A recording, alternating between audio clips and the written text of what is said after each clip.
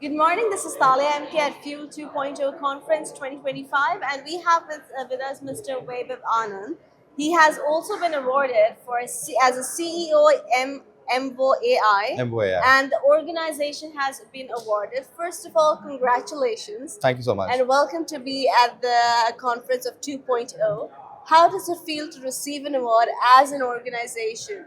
Oh, it's ecstatic and it's a validation perhaps for all the hard work and grind, not just mine, but the entire team for sure. And it is more like a validation we are in the right time, doing the right place. And with the Fuel conference and largely, the idea of meeting so many people here is that perhaps, this is a world which is meant for collaboration. And yeah, it feels great. And I really look forward to be a patron and, be here more often possible. What does your company services are like Emvo AI? What does it stand for? So Emvo started with a simple mission that we wanted to bring empathy in AI, and VO stands for voice, EM stands for empathy. That's how we started off with. But then as we progressed, now we are largely building a sovereign AI brain for enterprises. When I say sovereign, sovereign largely means you own your own cloud, you own your own data, and you ensure that you can run as many agentic applications on top of it without having to worry of data security, agent hallucinations, and few other stuff, which we see a lot of enterprises today face as a problem. And yeah, I think that is exactly what we're into. We largely work But with when you enterprises. say like build an empathy for it, but it's an AI, how can you do? How can you expect that to be an empathetic person? As a person, Absolutely, how do absolutely. you because a lot of questions raised when you're talking about AI and empathy, and people are very much scared when it comes to these kind of See, end of the day, it's a fusion of science and math, right? Math is clearly your 0-1 logics, Yeah. and the science is which makes it flow. So when we say bringing in empathy into AI is largely stance wherein how easily you can guardrail it, how well you can educate your AI to perform a particular task, and it's just not replacing humans, but adding value to humans. And so that's how we started off with. But then as we have progressed, now empathy and emotion is something that is a very core element of what we are trying to do.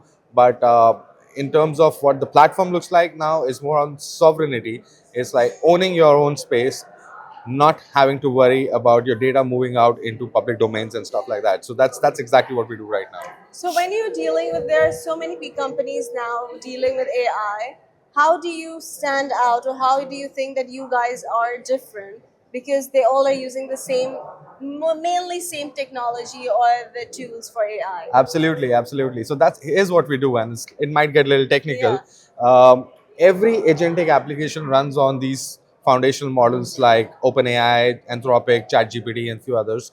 Right. What we basically try to do is build an open source or a small learning model, which is fine tuned to your industry. For example, you're a bank, right? You need not use an OpenAI to run your agentic applications. We can fine tune a model designed only for your bank, which knows your knowledge base, which knows your KPIs, and works as your AI employee, right? So Okay. it's as simple as my name is Vaibhav Anand, right? And there could be a million Vaibhavs in the Yeah. world, but if the model is trained on my organization's database, it will only identify Vaibhav Anand. Okay. So that's the whole idea. So that kind of really takes us away from the crowd, and we've worked really hard to move out of the red ocean into the blue ocean that we're into. So there are hardly I would say a handful of companies globally which are still trying to figure out, and we've kind of been in this journey for over a year now, and largely backed with a lot of large enterprises in the Middle East, in the US, and yeah, I think this is one space which we are going very deep into, and a lot of I mean, you have all the large global thinkers looking at this space very keenly. Amazing. So when you come to these kind of conferences, as it's not only fueled or it's not only health, it's a mixture of everything. What are you as an entrepreneur or organization taking from this? I always look at it from a learning perspective. I've been hearing a lot of interesting conversations, meeting really interesting people who've come all across the globe. So one of the greatest things is that this kind of a conference brings in experience from all over the world. So I met a CEO from San Francisco, then I met somebody who's just come in from Australia. talking about the similar problems which are happening in the different parts of the world. So for me, it's a great learning experience. We'll kind of, close. I'll I shut. believe different cultures as well, so you get to learn Yeah, so much yeah, more. absolutely. And of course, Dubai is a melting pot of cultures. When you get to meet so many people, understand so much about their worlds, and then what you can internalize and take it back with you.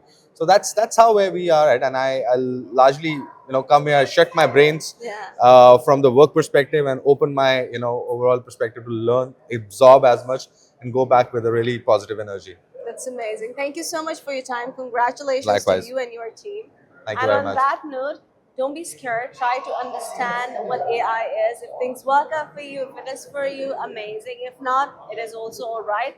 And on that note, be kind, be authentic, and try to be daring a little bit in this lifetime. And Thale MK signing off.